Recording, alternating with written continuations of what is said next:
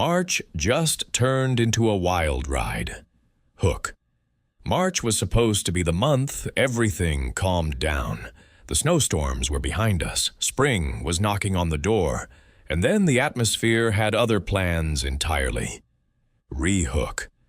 Because what is setting up right now across the United States is not a transition into spring. What it actually looks like, based on every major model we are tracking, is one of the most chaotic and unpredictable weather setups we have seen in years for the month of March. And the question worth asking right now is, are we actually prepared for what this month is about to throw at us? Let's start with the big picture, because before we zoom into any specific threat, it is worth understanding the large-scale atmospheric pattern that is driving all of this. What we are looking at is a highly amplified flow pattern across the entire country. The jet stream, the upper-level highway of winds that essentially steers our storm systems, has become incredibly wavy. And when you have a highly amplified, wavy jet stream pattern like this, what you tend to get is very sharp temperature contrasts happening at the same time in different parts of the country, all at once. And that means while portions of the southern plains and the desert southwest could be dealing with record-breaking warmth pushing into the 80s and potentially even the low 90s in places like Phoenix, Tucson, Albuquerque, and even into western Texas, the northern tier of the country. Think the northern plains, the Great Lakes region, portions of the upper Midwest, is going to be seeing a completely different story.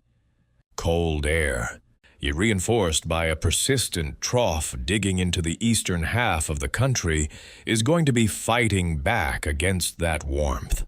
And when warm air and cold air fight, there is only one winner in the short term. You get storms. Significant, potentially dangerous storms. So, the question here is not really whether March is going to be active. The question is where, when, and how active. And right now, based on what the models are suggesting, there are several distinct threats that are worth breaking down carefully. The first scenario worth examining is the severe weather setup that appears to be trying to develop across the central and southern plains during the opening stretch of March. This is not a surprise when you look at the atmospheric dynamics. We have Gulf of Mexico moisture trying to surge northward into the lower Mississippi Valley, into Arkansas, into Missouri, potentially even reaching the Ohio Valley. With the moisture that is trying to push up from the Gulf, there is a real possibility that we are looking at a significant, severe weather outbreak somewhere in that broad corridor stretching from eastern Texas all the way up through Oklahoma, Kansas, possibly into southern Iowa and western Missouri. Now, is this certain? Absolutely not. And this is the part where we have to be honest about what the models can and cannot tell us at this range. The Storm Prediction Center's extended range products are highlighting a broad area of elevated severe weather concern, but the details, exactly where the most intense storms set up, whether we are talking primarily about a hail and wind threat or whether tornadoes are going to be on the table, those details are not locked in yet. What we can say is that the environmental ingredients appear to be coming together in a way that warrants attention and preparation. The wind shear profile that is showing up in the modeling data is particularly interesting. We are potentially looking at a situation where significant directional shear exists in the low levels of the atmosphere, meaning winds near the surface could be coming out of the south or southeast, while winds higher up are coming out of the southwest or west. That kind of directional shear is exactly what allows thunderstorms to rotate. It is what creates supercells. And if we do get discrete, organized supercell thunderstorms into this environment, the tornado threat becomes a real conversation to have. Dew points, the measure of atmospheric moisture, are the other piece of this puzzle. Some of the modeling data is suggesting dew points potentially reaching into the lower to mid-50s in Fahrenheit across parts of Oklahoma and Kansas, which for early March is genuinely impressive. That is not February dew point territory.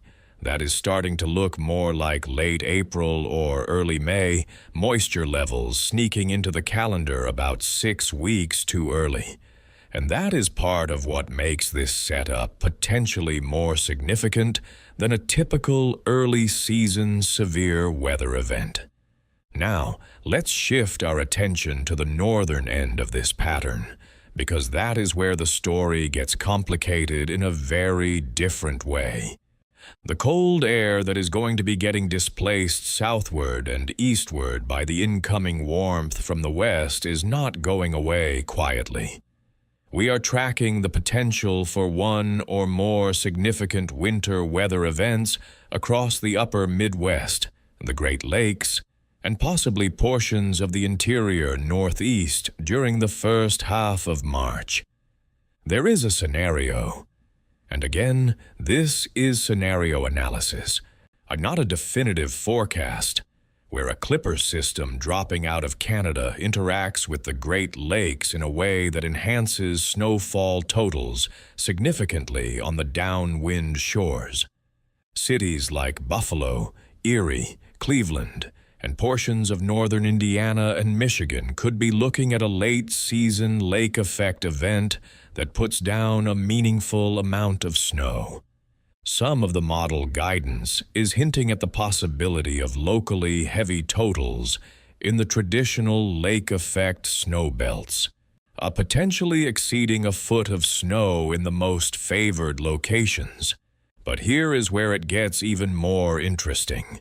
There is a second, potentially more significant system showing up in the extended range modeling data that could be trying to organize along the East Coast sometime in the second week of March.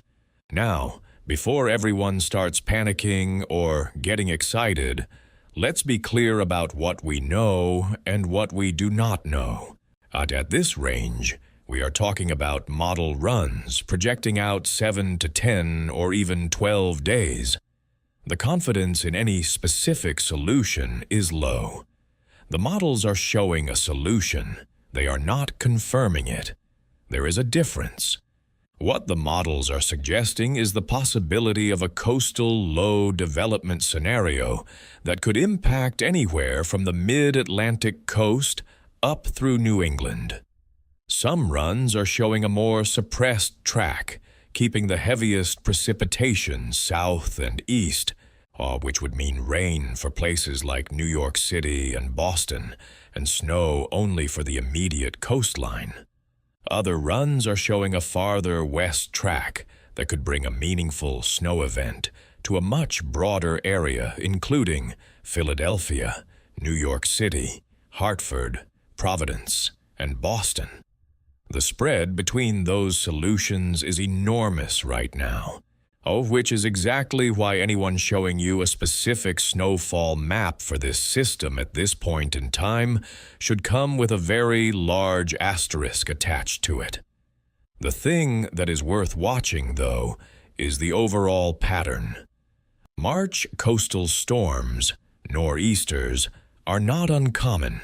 In fact, statistically, some of the most impactful nor'easters in the historical record have occurred in March, not February, not January. There is a reason March can be a sneaky and dangerous month for the Northeast. The cold air source regions up in Canada are still robust. The ocean is still cold enough to support significant moisture transport, and the jet stream can still support the rapid deepening of surface low-pressure systems along the coast. All of those ingredients could come together here. Whether they actually do is the question. Let's talk about temperature swings, because this is another element of the March pattern that deserves serious attention. The gradient between warmth in the west and cold in the east is going to produce some of the most dramatic day-to-day temperature changes that parts of the country have seen in months. Consider this. Dallas, Texas, could be flirting with record-high temperatures in the mid-80s or even approaching 90 degrees Fahrenheit during the warmest stretch of this pattern. Meanwhile, International Falls, Minnesota, could be sitting below zero overnight during the same time period. That kind of extreme contrast in the upper levels is what drives the severe weather machine in the lower levels. For the southern plains, rapid temperature swings are going to be a recurring theme in March. A scenario where Oklahoma City or Wichita sees temperatures in the upper 70s one day, then crashes into the 30s within 36 hours after a cold frontal passage, is entirely plausible here. That kind of dramatic swing creates exactly the kind of atmospheric instability that severe thunderstorm outbreaks feed on. The southeast is also worth watching. Warm air surging into Georgia, Alabama, Mississippi, and the Carolinas could produce elevated severe weather risks during the active periods of this pattern. The historical record shows the Southeast has its own severe weather season that peaks in March and April, and this year's setup appears favorable for that seasonal pattern to express itself strongly. One piece of this broader pattern that deserves a mention is what may be setting up across the western states. After a winter that brought significant precipitation to California and the Southwest, there are signs that the storm track could shift during portions of March. Some model guidance suggests a ridging pattern trying to build over the west, which could slow the parade of Pacific storms that kept California wet all winter. For the Sierra Nevada and the Colorado Rockies, a dry and warm March stretch following a heavy snow winter raises questions about snowpack stability and downstream flooding potential as we head toward the melt season. That is a story worth watching closely in the weeks ahead. For the Pacific Northwest, at least the early part of March could still see some active storm systems pushing onshore. The atmospheric river events cannot be ruled out for Washington State and Oregon, which would mean additional heavy rainfall in the lowlands and significant mountain snow. Travel through the Cascade Passes should be approached with caution during any active weather windows. Let's zoom back out and look at this from a broader perspective for a moment, because there is a climatological context here worth considering. March is historically the most volatile month of the meteorological year across large portions of the United States. It sits right at the intersection of winter and spring, and the atmosphere does not make that transition smoothly or peacefully. Cold air masses and warm air masses are both at or near their maximum strength during early to mid-March. The cold air sources in Canada have been building all winter. The warmth trying to push up from the Gulf of Mexico gets stronger every day as the sun angle increases and solar heating ramps up. What that means in practice is that the energy available to fuel storms can increase dramatically and rapidly during March in a way that catches people off guard. Storms that form in a March environment with strong wind shear and good moisture can be just as dangerous as the classic spring severe weather setups of late April and May. People tend to have their guard down in March. They are not yet in severe weather mode psychologically. They have not dusted off their emergency plans. That complacency is worth addressing right now. The tornado climatology for March is something most people dramatically underestimate. The statistical record shows that March tornadoes have caused tremendous damage and loss of life across the Ohio Valley, the Tennessee Valley, the Deep South, and the Southern Plains. March tornadoes are not a footnote. They are a legitimate, serious, recurring threat, and this year's atmospheric setup appears to be providing a favorable environment for that threat to manifest more than once during the month. So, where does that leave us heading into March? The honest answer is a position of informed alertness. This is not a month to be caught off guard.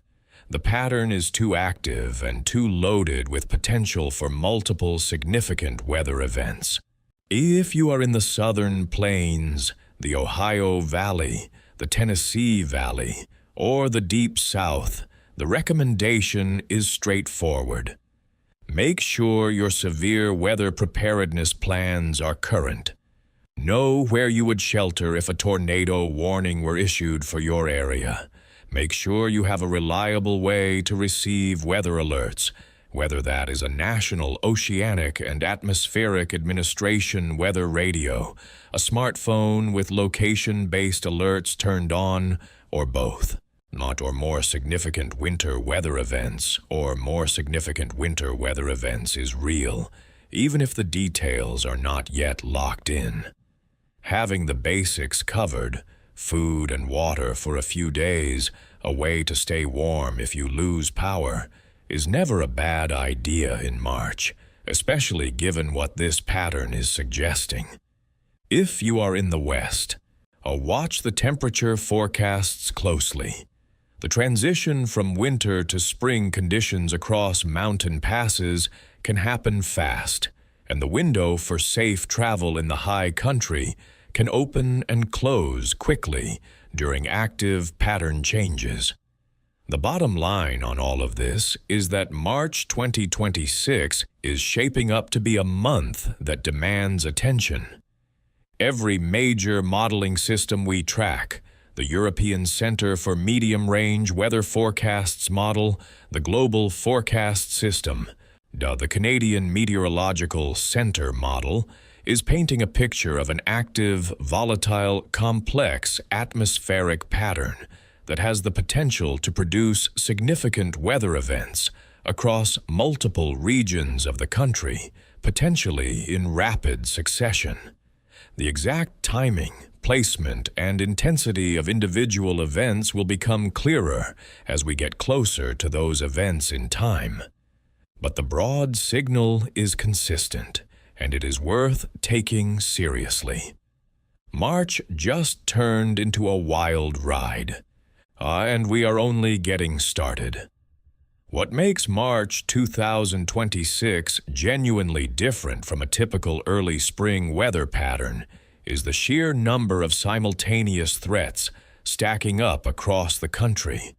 It is not just one storm. It is not just one region. It is a cascading sequence of atmospheric events, severe weather in the south and plains, winter threats in the north and northeast, dramatic temperature swings across the interior, all driven by an amplified, a high-energy jet stream pattern that shows no signs of relaxing in the near term. The atmosphere is loaded, the ingredients are in place, and the month is just beginning. If this kind of detailed, scenario-based weather analysis is what you want to see more of, the best thing you can do right now is hit that subscribe button and turn on notifications so you never miss an update when things start developing. Every like on this video tells the algorithm that this content matters, and it helps make sure this information reaches the people who need it most. Stay weather aware, stay prepared, and we will see you in the next one.